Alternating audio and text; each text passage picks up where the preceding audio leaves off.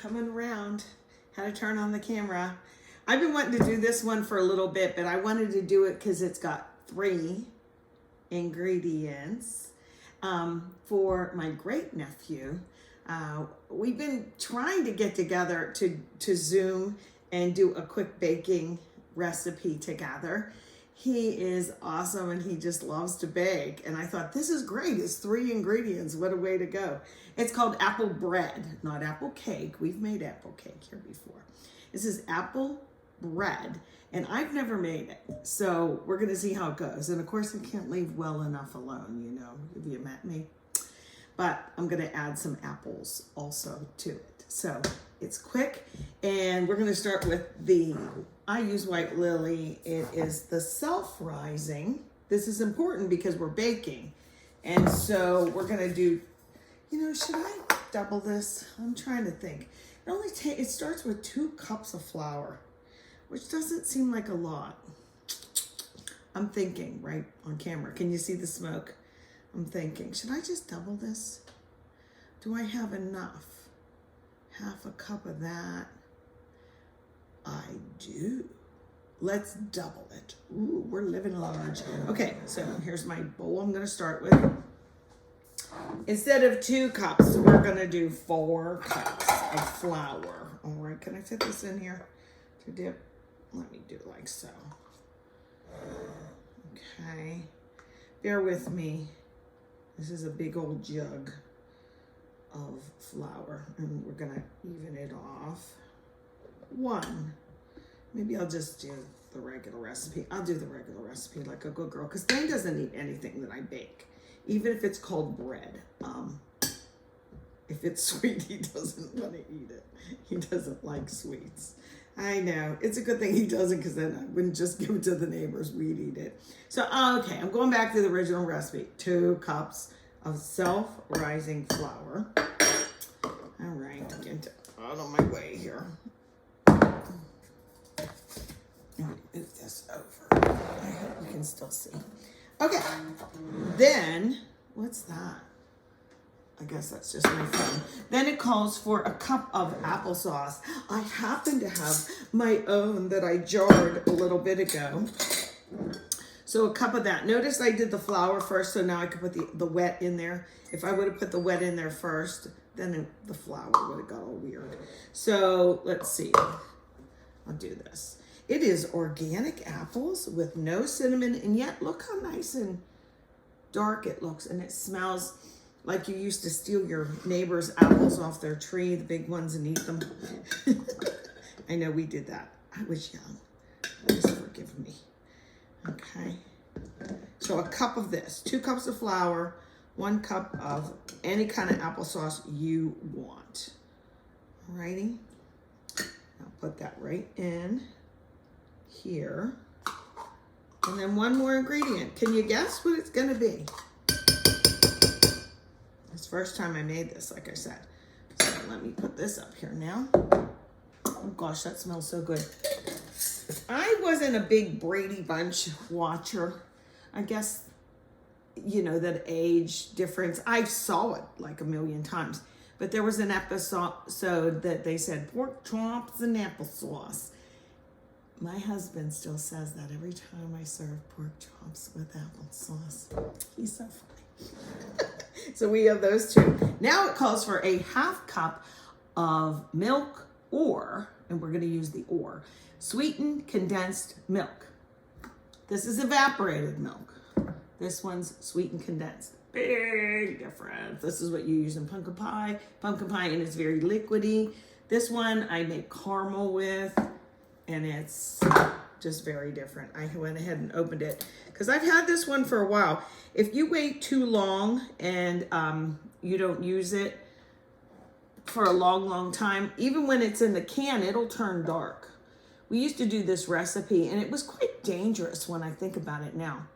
We used to take a can of it, submerge it down in a large pot. Are some of you thinking that you did this too? Let me know if you did. Just comment if you did. And we used to put it way down under the water and let it boil and boil and boil. I'm talking hours and hours, like 6, 7 hours. I kind of forget. And when the water got low, if it went to here, this could explode. I know it's crazy sauce, but it made the darkest, most wonderful caramel. So what you had to do was like, yikes, it's the water level of boiling water in the pot is getting lower. So you should boil some on the stove over here and then add it to that boiling, add this boiling water to that boiling water to keep it submerged until, oh my goodness, it was forever. Then you take the can opener and it was like really caramel. It was so good. I used to use that for my turtles that I made. Okay, so where was I? A half a cup of this. All right, I guess they sell the little cans, but I saved these little, one of these or two of these little size evaporated milk just in case I ever run out of cream for my tea. I use that. Let's put this in here. Look at that. And it's just got a little tinge. It's not bright white, so that tells me it's a little bit older. Look at that. It's just kind of fun to do it that way now, isn't it? I'm so silly. And it says to whisk these together. And that's it. But, like I said, I can't leave well enough alone. I'm going to add little apple chips. So look what it looks like. Can you see? Ready, set, like that.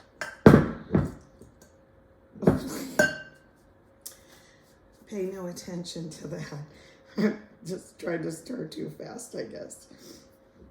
And you could use regular milk, but I figured if this is the recipe and there's only 3 ingredients, you might as well do it the correct way, right?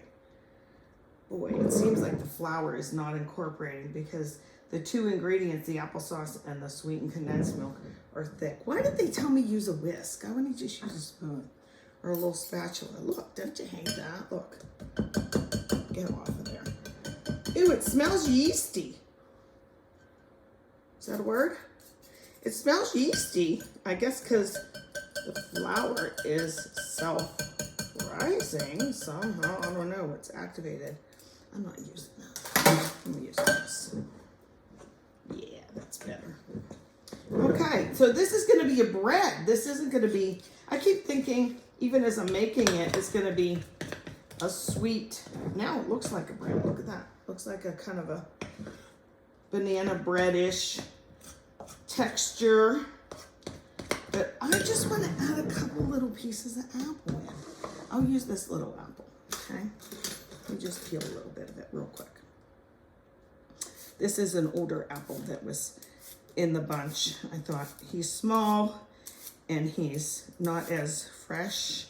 His skin's a little wrinkly, but he still has a purpose in life to be in my applesauce bread. So let me just do this around the horn real quick. And then, can you see? I don't know what you can see because this camera is not facing me. For me to get my head and the cutting board in, I had to turn my little iPad the other way. See how I'm mincing this? It's just little pieces. Because I figure this is gonna cook maybe fast or slow, I don't know what it is. In large mixing bowl, blah, blah, blah, prepared loaf pan. It wants me to use a loaf pan, but I'm gonna use these baby loaves. Beverly, my sister out there, have you used that I gifted you yet? It's just the perfect size. Then you, especially because she has a lot of company. I love having company and I love gifting things to people, just you kind of no reason. You go to your regular doctor's office, you take them a little something delicious. I know I liked that when I worked in the doctor's office. Or to your neighbors, just a little small size sometimes is bigger than a big loaf size. Or you keep them in the freezer and then if somebody comes over, you can pull it out and within, what, an hour, while you're making your coffee and tea and saying your hellos, you pull it out and then you have a little something to serve. Raisin bread, banana bread, stuff like that. So, okay, so one little tiny apple went in there. And it says to use, oh, it says to use parchment paper. Well, I could do that too. But, you know, I have my spray out. So all I'm doing, I'm not even gonna add cinnamon because I'm gonna, the first time I make it, it's just gonna be like this, okay? So let's, you know what, let me show you. Do you use parchment in your pans? Sometimes it's nice to do that. Let me grab this. and my scissors. Well, like you guys know, I use this size. It's perfect for a cookie sheet. Let me look at something here. Is this in the way? And my oven's heating at 350. Yeah, I think I could do it like this. You just cut your parchment to fit whatever pan you're using. I'm gonna guess that this will fit on here. And then for it to fit down in there, instead of smashing it, I always take the corners and do this. I'm not doing this for all of them. I'm gonna use my spray for the rest, but I wanted to show you. And then when you fit it down, it's kind of like a little present. Let's see how this goes while I'm on camera. And then it just pulls right out. You don't need any kind of spray or anything like that. Get in there. Just trying to make it stay so I can show the camera. Kind of sort of like that. But for the other ones, I'm going to do this. I do this over the sink, so if you'll excuse me, so it doesn't get all too messy. The spray can go right in the sink. I'm going to put that one back in now. Let's put the batter in. 1, 2, 3, 4. I bet this is just right. And I go around. I don't fill one in particular so that they come out more even and I don't have to fuss too much with. Oh, it smells like bread. I made bread and it smells like bread. How's that possible? Okay, this one's in here. I'm kidding. I'm always kidding. I already warned my husband, you know, when I'm really old, even though I just had a birthday. When I'm really old, you know, I said, I'm going to talk to myself because I do it now. It's true, but I do. Hey, it looks like this is going to be pretty even. 2 big scoops in each thing. Waste not, want not. There's a little piece of apple in there. I can't. And who wants a teeny bit more? How about that guy? Okay, 3 ingredients, y'all. That wasn't too bad, but let me spread it so it's kind of even, huh? Spread it out. It's kind of thick. Parchment is a good idea to use when you're making certain things, but I don't generally do it. I use it a lot for other things, like when I'm making ribs in the oven and cookies and whatnot. There you have it. Could I put some cinnamon on top? Should I put some nuts in there? You can do that if you'd like. Maybe I could get some nuts real quick.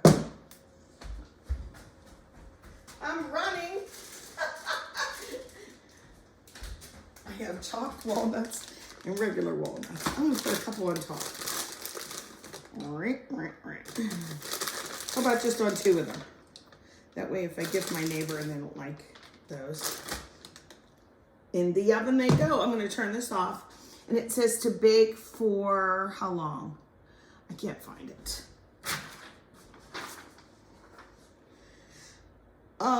Let bread cool before slicing and eating. Bread can be enjoyed as is or toasted. Ooh, that sounds good.